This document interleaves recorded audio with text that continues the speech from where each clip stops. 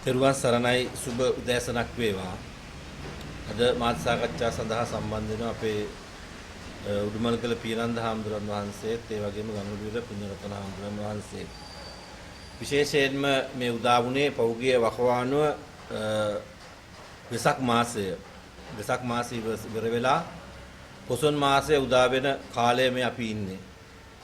එතකොට වෙසක් මාසයේ සදැහැති බෞද්ධයෝ ලංකාවාසීනේ ලෝකවාසී බෞද්ධ ජනතාවම සදහබර සිතින් සමරන දවසක් තමයි වෙසක් පුර 15ක් පොහොය දවස කියලා කියන්නේ. ආධ්‍යාත්මික ගුණවගාවට ප්‍රධාන තැනක් ලැබෙන දවසක් තමයි වෙසක් පුර 15ක් පොහොය දවස කියලා කියන්නේ. ආමිස සහ ප්‍රතිපත්ති පූජාවලින් ලෞතර සම්මා සම්බුදුරජාණන් වහන්සේ පූජා සත්කාර කරන උදාරතරම දවස තමයි වෙසක් පුර 15ක් පොහොය දවස කියලා කියන්නේ. ඒතොර මේ රටේ මේ සිංහල බෞද්ධ රටක් මේ රටේ එදා ඉඳලා අද දක්වාම බොහෝම ශ්‍රද්ධාවෙන් රාජරාජ මහාමාත්‍යවරු ඒ වෙසක් පුර 15ක් පොහොය දවස සැමරුවා. ඒ වගේම ආණ්ඩුක්‍රම ව්‍යවස්ථාවේ සෑම සාහිත්‍ය කෘතියකම අවසානයේ සඳහන් වෙන්නේ නොබෝසත්තු නොරජ වම්හ කියලා. ඒ කියන්නේ බෝධිසත්වයෙක් නොවන කෙනෙක් මේ රටේ රජ වෙන්න බෑ කියන යථාර්ථය තමයි මේ සෑම සාහිත්‍ය කෘතියකම අවසානයේ සඳහන් වෙලා තියෙන්නේ. ඒතකොට ඒක අනුව ආපු ආණ්ඩුක්‍රම ව්‍යවස්ථාවට 71 සහ 78 ආණ්ඩුක්‍රම ව්‍යවස්ථාවලදී 9 වෙනි වගන්තියක් වෙන් කරනවා. ආණ්ඩුක්‍රම ව්‍යවස්ථාවට දෙවන පරිච්ඡේද 9 වෙනි වගන්තිය වෙන් කරලා ඒක පැහැදිලිවම සඳහන් වෙනවා ශ්‍රී ලංකාවේ රාජ්‍යාගම බුද්ධාගමන අතර ඒ සුරක්ෂණය, පෝෂණය සහ ආරක්ෂාව රජයේ සතු වගකීමක් කියලා සඳහන් වෙලා තියෙන අන්තර්ගත කරන ආණ්ඩුක්‍රම ව්‍යවස්ථාව තමයි අපිට තියෙන උත්තරීතරම නීතිය බවට පත් වෙන්නේ. අනිකුත් සියලු නීතීන් ඒකට යටත්ව තමයි පවතින්නේ ආණ්ඩුක්‍රම ව්‍යවස්ථාවට නීතියට යටත්ව. ඒතකොට ආණ්ඩුක්‍රම ව්‍යවස්ථාවෙන් බුද්ධාගම ආරක්ෂා කරන්න සුරක්ෂණය සහ පෝෂණය රජයේ සතු සහ රජතුමා සතු වගකීමක් බවට පත් වෙන රටක ශ්‍රී ලංකාව තුලදී අපි සෑම වෙසක් පුර 15ක් පොහොය දවසකදීම අපේ විහාරස්ථානයේ බෙදහිවල බෞද්ධ මධ්‍යස්ථාන විහාරස්ථානයේ සම්බුද්ධත්ව ජයන්ති මහා පෙරහැර කියලා පෙරහැරක් අපි පවත්වනවා. ඒ පෙරහැර සාමාන්‍යයෙන් විශාල අරියතුම් ප්‍රමාණයකුත් ඒ වගේම නර්තන කණ්ඩායම් 20ක 25ක වගේ ප්‍රමාණයකුත් මේ පෙරහැර සඳහා සහභාගී වෙනවා. එතකොට මේ පෙරහැරෙන් අපි එක කාරණා කීපයක් එකක් බෞද්ධයා තුල ශ්‍රද්ධාව ජනිත කිරීම. ඒ වගේම දුටුවන් මානසික ප්‍රබෝධයක් ඇති කිරීම.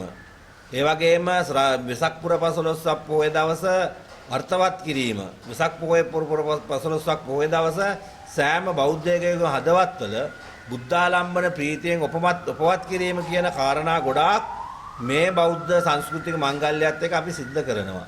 ඒ විතරක් නෙමෙයි මේ රටේ තියෙන සිංහල බෞද්ධයන්ට ආවේනික කලා සංස්කෘතීන්. ඒවා ආරක්ෂා කර ගැනීමේ වගකීම තියෙන භික්ෂුන් වහන්සේලා වන අපිට. එතකොට අන්නේ කලා සංස්කෘතීන් ආරක්ෂා කළ සමාජගත කිරීමේ වගකීම අපිට තියෙන නිසා අපි මේ පෙරහැර මංගල්‍ය සිද්ධ කරනකොට අපිට ආවේනික වූ සිංහල බෞද්ධ නර්තන කලාවන් තියෙනවා. එක පැත්තකින් තෙල්මේ නැටුම, ඊගාවට වෙස් නැටුම, පහතරට නැටුම් කණ්ඩායම්, සබරගම් නැටුම් කණ්ඩායම් ආදී විවිධ නර්තන කණ්ඩායම් මේ රටේ තියෙනවා. එතකොට ඒක තමයි අපේ සංස්කෘතිය. අපිට වෙනත් රටකින් එන ඩිස්කෝ එකක්වත් වෙනත් රටකින් එන වෙනත් මේ නැටුමක්වත් නෙමෙයි අපිට ආවේනික වූ නර්තන කලාවක් තියෙනවා. ඒ නර්තන කලාවෙන් එක පැත්තකින් අපිට අනිත්‍ය දුක්ඛ අනාත්ම ත්‍රිලක්ෂණ පෙන්වුම් කරන වගේම අපේ තියෙන සාරවත් හරපද්ධතීන් මේ කියන සංස්කෘති මංගල්‍යයත් එක්ක මේ නර්තන කලාවන් එක්ක පැවැත්වෙනවා. එතකොට නර්තන ශිල්පීන් සමාජයේ පැවැත්ම සඳහා මෙබඳු අපි පෙරහැර මංගල්‍ය පැවැත්වීම තුළින් ඔවුන්ට යම් වේතනයක් ලබා දෙනවා. ඒ වේතන ලබා දෙන්නේ ඔවුන් අගය කිරීමක් විදියට. ඔවුන් මේක රැකියාවක් කරගෙන ජීවත් වෙන නෙමෙයි. මේක අගය කිරීමක් විදියට තමයි අපි මේක කරන්නේ. එතකොට මේ නර්තන ශිල්පීන්ටත් තමන්ගේ අතරත් මුදලක් එනවා. ඊගා නර්තන ශිල්පය අපි අගය කිරීමක් කරනවා. අපේ දරුවන්ට අපේ සංස්කෘතියේ තියෙන අභිමානය විදහා දක්වන තැනක් බවට පත් කරනවා මේ පෙරහැර මංගල්‍ය. ඒතකොට මේ පෙරහැර මංගල්‍ය පැවැත්වීම නිසා විහාරස්ථානයේට ඊගාවට බෞද්ධයන්ට ඒ සංස්කෘතියන් ආරක්ෂා කරන අයට ඒ කලා සංස්කෘතිය ඉස්සරහට ගෙන යන අයට විශාල රුකුල් දීමක් තමයි මේ තුලින් කරන්නේ. එතකොට අපි පෞද්ගලික වැඩසටහනක් නෙමෙයි මේක. එතකොට දැන් අපි දන්නවා ආණ්ඩුවේ තියෙන රජයකින් සාමාන්‍යයෙන් මේ අපි මේ වසර 10 වෙනි 11 වෙනි වතාවට තමයි මේ සම්බුද්ධ ජයන්ති මහා පෙරහැර පැවැත්වුවේ. එතකොට මේ පවත්වපු සම්බුද්ධ ජයන්ති මහා පෙරහැරට සෑම අවුරුද්දකදීම අපිට රජයෙන් ලබා දෙන, කියන්නේ ආරක්ෂාව ඒව අනිවාර්යෙන් ලබා දෙන්න ඕනේ. ඊගාට මේකට අපිට ලබා දෙන පෙරගමන් රථයක්. ඒ කියන්නේ මොබයිල් කාර් කියන්නේ අන්න ඒ කාර් වාහනය පොලිසියෙන් අපිට ලබා දෙනවා. හැම අවුරුද්දකම දුන්නා. එතකොට ඒක දෙන්න කාගෙවත් විශේෂ අවසරයක් වුණ ආණ්ඩුක අවස්ථාවෙම තියෙනවානේ බුද්ධාගම ආරක්ෂා කිරීම සහ සුරක්ෂණය කියලා කාරණා. අන්න ඒවට මේක යෙදෙන විදියට තමයි මේ පෙරගමන් රථය අපිට ලබා දීලා තියෙන්නේ. ඒතකොට දැන් මෙවර පෙරගමන් රථය අපි දැන් පොලිස්පතිතුමාට අපි විශේෂයෙන් මතක් කරනවා. පොලිස්පතිතුමාට අපි විශේෂයෙන් වෙන අවුරුදු වලට වඩා මෙවර පොලිස්පතිතුමාට විශේෂ ලිපියක් යොමු කළා. මෙන්න මේ අපිට අවශ්‍ය දේවල් ඉල්ලලා. අපිට ඉතින් ලබා දුන්නේ ආරක්ෂාව විතරයි. වෙන අවුරුදු වල අපිට නර්තන කණ්ඩායම් පවා ලබා දෙනවා. ඒ නිසා වර්තමාන පොලිස්පතිතුමාට අපි මතක් කරන ඔබතුමා මේ ගත්ත ක්‍රියාමාර්ගය ඉතාම දරුණු නරක ක්‍රියාමාර්ගයක්. වැරදි ක්‍රියාමාර්ගයක්. මොකද්ද හේතුව? අපි ඉල්ලලා දුන්න මේ පෙරගමන් රථය. ඔබතුමාලගේ පොලිසියෙන් අපිට දුරකථන ඇමුතුමෙන් දැනුවත් කළා පෙරහැරට දවසකට ඉස්සෙල්ලා. පෙරහැර දවසේම පැය දෙක තුනකට ඉස්සෙල්ලා අපිට දැනුවත් කරනවා පොලිස් පෙරගමන් රථය ලබා දීමට නම් චක්‍රලේඛනයක් ගහලා තිනවා. ඒ චක්‍රලේඛනයේ සඳහන් වෙලා තිනවා පෞද්ගලික මේ වගේ දේවල් වලට යොමු කරනවා නම් වාහනය නිලධාරීන් දෙන්නට රුපියල් 4500යි 4500යි 9000ක්. ඊට පස්සේ සෑම කිලෝමීටරයකට රුපියල් 450ක් ගෙවන්න කියලා රජයට. එතකොට ඒ සල්ලි ගෙවලා තමයි අපි වාහනේ ගෙන්න ගන්න ඕනේ. ඉතින් මම කිව්වා මට එහෙම වාහනයක් අවශ්‍ය නැහැ. මේ වාහනේ මෙච්චර කාලයක් අපිට ලබා දුන්නේ රජයෙන්. එතකොට මේ කරන්නේ මගේ පෞද්ගලික දෙයක් නෙමෙයි. මේ රටේ සංස්කෘතික කලා මංගල්‍යයක්. මේ වෙසක් පුර 15ක් පොහොය වෙනුවෙන් කරන සම්බුද්ධත් මහා පූජාවක්. ඒ නිසා මේ වෙසක් පොහොය වෙනුවෙන් කරන වැඩපිළිවෙලක් මේ කරන්නේ. එතකොට මේකෙන් විශාල ප්‍රමාණයක් කලා සංස්කෘති ආදී දේවල් ආරක්ෂා වෙන වැඩපිළිවෙලක්. එතකොට එහෙම කියලා මම මං කිව්වා එහෙනම් අවශ්‍ය නැහැ කියලා මම මේ පොලිස් මේ ශබ්දිකාසන යන්ත්‍රය මේ ශබ්දිකාසන යන්ත්‍රය මේ දුරකථනය මේ නැවැත්තුවා. ඉතින් ඊට පස්සේ මට කිව්වා මේක ලිඛිතව අපි දැනුවත් කරනවා කියලා අපිට කියන්නේ මේක ලබා දෙන්න. මං කිව්වා මට ලිඛිතව ලබා දෙන්න කියලා. නමුත් අද වෙනතුරු ලිඛිතව ලබා දුන්නේ නැහැ. මම මේ චක්‍රලේඛනයට ගිහලා බැලුවා. චක්‍රලේඛනය තුල තියෙන්නේ පෞද්ගලික වැඩසටහන් සඳහා. පෞද්ගලික කියන්නේ මොනවාද පාසල් පැදි ඊගාවට අවුරුදු උත්සව මෙන්න මේ වගේ දේවල් ක්‍රියාත්මක කරනවා නම් මේවට ඒක නොදී යුතුයි කියලා ඒක දෙනවා නම් ඒ සල්ලි අය කරන්න ඕනේ. දැන් මේ අපි කරේ සල්ලි හම්බ කරන්න වැරද්ද? මේ රටේ සංස්කෘතිය ආරක්ෂා කිරීම ලෞතර සම්මා සම්බුදුරජාණන් වහන්සේ වෙනුවෙන් කරන සම්බුද්ධ පූජාවක්. මේක බෞද්ධ වැඩසටහනක්. ඒතකොට මේකට මුදල් අය කරලා මේක අය කරන්න කටයුතු සිද්ධ කිරීම පිළිබඳව පොලිස්පතිතුමා මේකට සම්පූර්ණයෙන් අපිට වග කියන්න ඕනේ. කියන්නේ ඔබතුමා කරේ වැරදි පූර්වාදර්ශයක් මේ දුන්නේ. ඒ නිසා දැන් මේ අපිට හිතනවා මේක ආණ්ඩුවේ වැඩක්ද කියලා. ඒතකොට දැන් මෙච්චර කාලයක් නොකරපු දෙයක් මෙහෙම කරාට පස්සේ දැන් මේ බුද්ධාගමත් එක්ක මේ ආණ්ඩුව පත් වෙන්න ඉස්සෙල්ලා අපි දැක්ක සමහර හාමුදුරුවෝ ගණන් කරනවා මේ ආණ්ඩුව පත් වුණොත් වර්තමාන ආණ්ඩුව බලයට පත් වුණොත් පන්සලක පෙරහැරක් කරගන්න හම්බෙන්නේ නැහැ කියලා. පන්සලකට දාන ටිකක්වත් හම්බෙන්නේ නැහැ කියලා කිව්වා. දැන් අපිට හිතෙනවා ඒක ඇත්ත තමයි කියලා. ඒ නිසා අපි අහනවා පොලිස්පතිතුමාගේ නියෝගයක් අනුවද මේ චක්‍රලේඛනානුකූලව අපිට පන්සලට තියෙන මේ පෙරහැර සඳහා පොලිසියෙන් දෙන මෙච්චර කාලයක් ලබා දීපු පෙරගමන් රථයට රුපියල් 9000ක් ඉල්ලුවේ.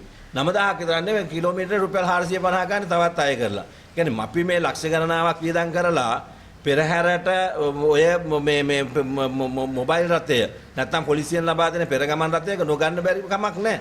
අපිට ඒක ගන්නම ලක්ෂ ගණනාවක් අපි අනිත් ඒවාට විතරනවා. ඇයි මේකට කරන්න බැරි?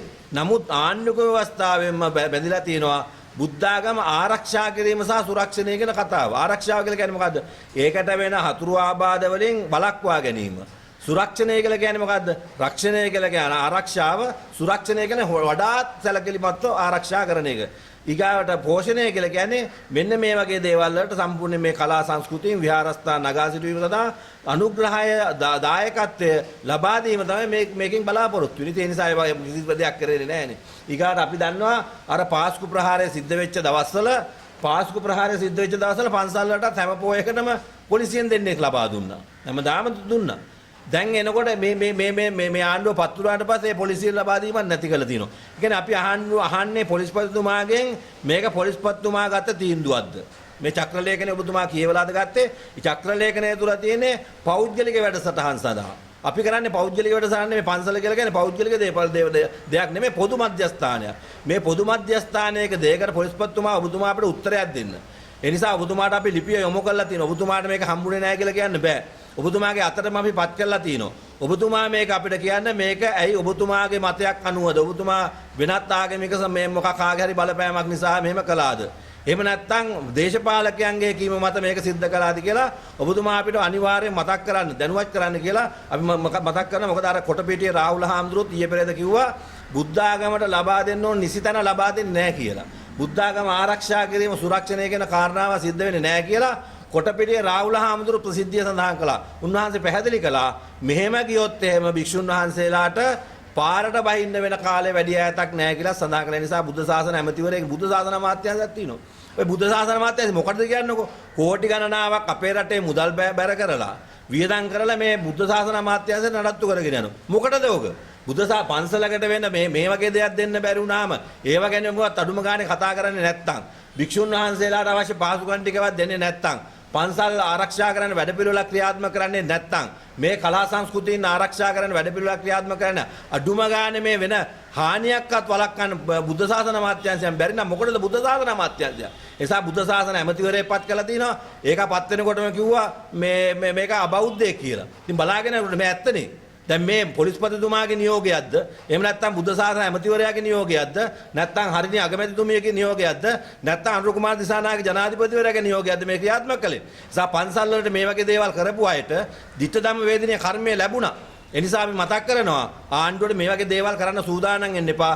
කොටපිටිය නායකහඳු සඳහන් කළා වගේ හෙටානිද්දාම භික්ෂුන් වහන්සේලා බුද්ධ ශාසන අමාත්‍යාංශ ඉස්සරහට වට කරයි.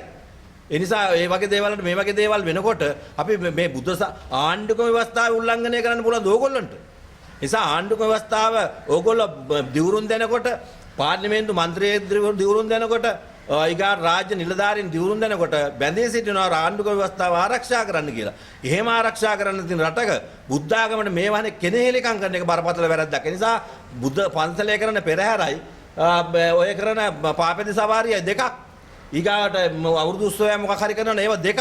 මේක පන්සල කියලා කියන එක පන්සලේ කරන සංස්කෘතික මංගල්‍ය කියන එක අංක 1. මේ නිසා මේක අයිති වෙන්නේ පොදු වැඩසටහන් වලට. නිසා අපි මේ කරන්නේ අපිට මේ මුසලක් හොයාගන්නේ පෙරහැර මංගල්‍ය පවත්තලා සංස්කෘතික කලා ශිල්පීන් ආරක්ෂා කරන්න. බෞද්ධයන්ගේ හදවත් උද්දීපනය කරන්න. ඔවුන්ගේ හදවත් ශ්‍රද්ධාව භක්තිය ඇති කරන්න වැඩපිළිවෙලක් තමයි මේ පෙරහැර මංගල්‍ය කියන නිසා මේක බරපතල වැරද්දක්. ඒ නිසා පොලිස්පතිතුමා ඔබතුමා වග කියන්න ඕනේ. ඒ වගේම අපි ජනාධිපතිතුමාට මතක් කරනවා ඔබතුමාත් අර ආණ්ඩුක ව්‍යවස්ථාව ආරක්ෂා කරන්න කියලා බැඳලා තියෙන්නේ. ඒ නිසා මේ රටේ බෞද්ධයෙක් වෙනවා නම් ඔව් අනිවාර්යයෙන්ම බුද්ධාගම ආරක්ෂා කරන්න බැඳී සිටිනවා කියලා සාහිත්‍ය ග්‍රන්ථවල අවසානයේ සඳහන් කරලා තින්නේත් ඒකයි. ආණ්ඩුක ව්‍යවස්ථාවේ දෙවෙනි පරිච්ඡේදයේ 9 වෙනි වගන්තිය සඳහන් වෙන්නේත් ඒකයි. නිසා කරුණා කරලා අපිට නීතිමය ක්‍රියාමාර්ගයට යන අවස්ථාව සකස් කරන්න එපා. මොකද මේක අබෞද්ධ රටක් නෙමෙයි බෞද්ධ රටක්.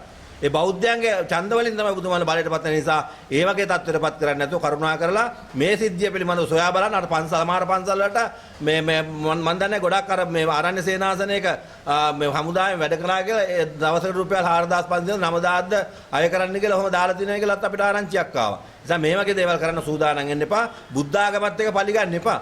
භික්ෂුන් වහන්සේලාත් එක්ක යම් පෞද්ගලික තරහක් තියෙනවා නම් ඒ භික්ෂුන් වහන්සේලාත් එක්ක ඒව කතා කරලා විසඳ ගන්න. බුද්ධ ආගම උතුමාලට ප්‍රශ්නයක් වෙන්න බෑනේ. ඒ නිසා මේ වගේ දේවල් කරන්න එපා කියන කාරණා තමයි විශේෂයෙන් මතක් කරන්න තියෙන්නේ.